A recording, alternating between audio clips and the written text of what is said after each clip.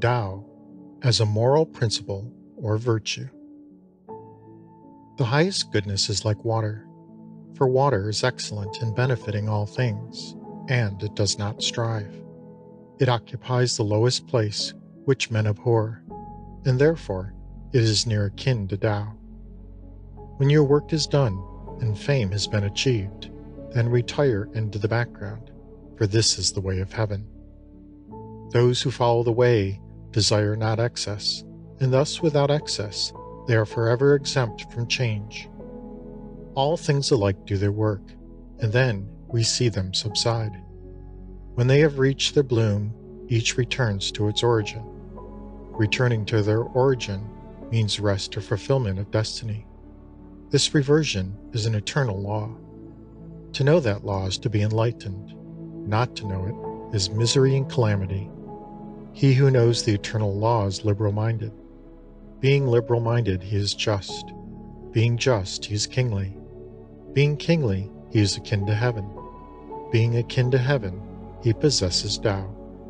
Possessed of Tao, he endures forever. Though his body perish, yet he suffers no harm. He who acts in accordance with Tao becomes one with Tao. He who treads the path of virtue becomes one with virtue. He who pursues a course of vice becomes one with vice. The man who is one with Tao, Tao is also glad to receive. The man who is one with virtue, virtue is also glad to receive. The man who is one with vice, vice is also glad to receive. He who is self-approving does not shine. He who boasts has no merit. He who exalts himself does not rise high. Judged according to Tao, such conduct is like that of a glutton, an object of universal disgust. Therefore, one who has Tao will avoid it. Perfect virtue is unconscious of itself as virtue, and therefore it is true virtue. Inferior virtue tries not to fall short of virtue, and therefore it is not virtue at all. Perfect virtue is inactive, having no need to act. Inferior virtue acts feeling the need to do so. Perfect charity operates without the need of anything to evoke it. Perfect righteousness operates but needs to be evoked. Perfect propriety operates, and if there is no response, it resorts to force. When Tao is lost, virtue appears. When virtue is lost, charity appears. When charity is lost, righteousness appears. When righteousness is lost, propriety appears. Propriety is but the veneer of loyalty and good faith, while oft-times the source of disorder. Foreknowledge is but a showy ornament of Tao, while oft-times the beginning of imbecility. Therefore, the truly great man takes his stand upon what is solid, and not upon what is superficial, upon what is real, and not upon what is ornamental. He rejects the latter in favor of the former. When the superior scholar hears of Tao, he diligently practices it. When the average scholar hears of Tao, he sometimes retains it, sometimes loses it. When the inferior scholar hears of Tao, he loudly laughs at it. Were it not thus ridiculed, it would not be worthy of the name of Tao. He who is enlightened by Tao seems wrapped in darkness. He who is advanced in Tao seems to be going back. He who walks smoothly in Tao seems to be on a rugged path. The man of highest virtue appears lowly. He who is truly pure behaves as though he were sullied. He who has virtue in abundance behaves as though it were not enough. He who is firm in virtue seems like a skulking pretender. He who is simple and true appears unstable as water. If Tao prevails on earth, horses will be used for purposes of agriculture. If Tao does not prevail, war horses will be bred on the common. If we had sufficient knowledge to walk in the great way, what we should most fear would be boastful display.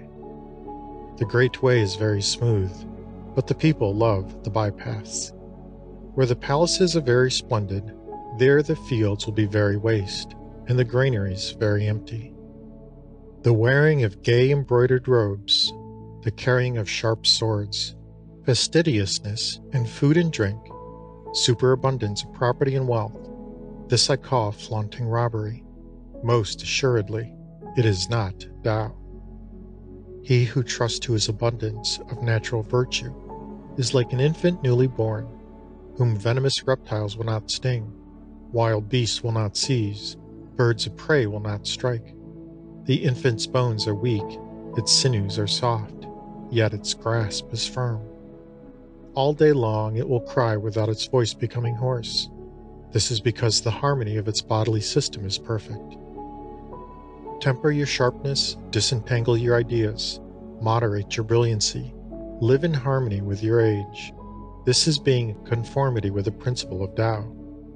Such a man is impervious alike to favor and disgrace, to benefits and injuries, to honor and contempt, and therefore he is esteemed above all mankind. In governing men and in serving heaven, there is nothing like moderation, for only by moderation can there be an early return to man's normal state. This early return is the same as a great storage of virtue. With a great storage of virtue, there is naught which may not be achieved.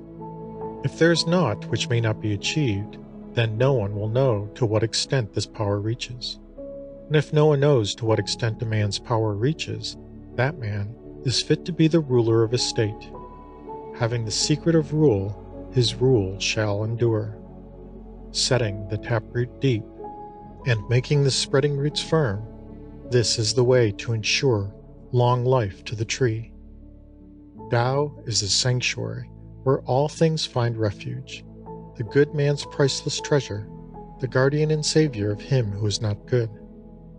Hence, at the enthronement of an emperor and the appointment of his 3 ducal ministers, though there be some who bear presents of costly jade and drive chariots with teams of 4 horses, that is not so good as sitting still and offering the gift of this Tao.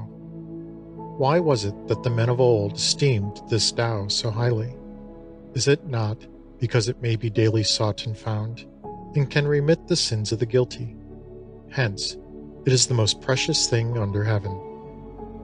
All the world says that my Tao is great, but unlike other teaching. It is just because it is great that it appears unlike other teaching. If it had this likeness, long ago would its smallness have been known. The skillful philosophers of the olden time were subtle, spiritual, profound, and penetrating. They were so deep as to be incomprehensible. Because they are hard to comprehend, I will endeavor to describe them. Shrinking were they, like one fording a stream in winter. Cautious were they, like one who fears an attack from any quarter. Circumspect were they, like a stranger guest. Self-effacing, like ice about to melt. Simple, like unpolished wood.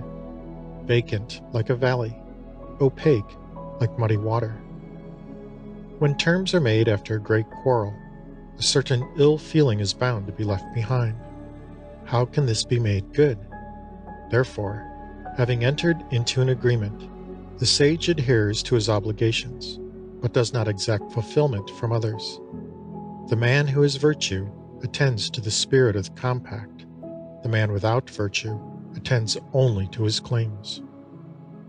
He who tries to govern a kingdom by his sagacity is of that kingdom the despoiler, but he who does not govern by sagacity is the kingdom's blessing.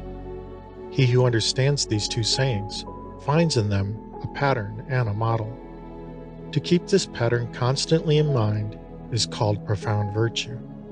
Profound virtue is unfathomable, far-reaching, the reverse of things as they are, but leading to perfect conformity with nature.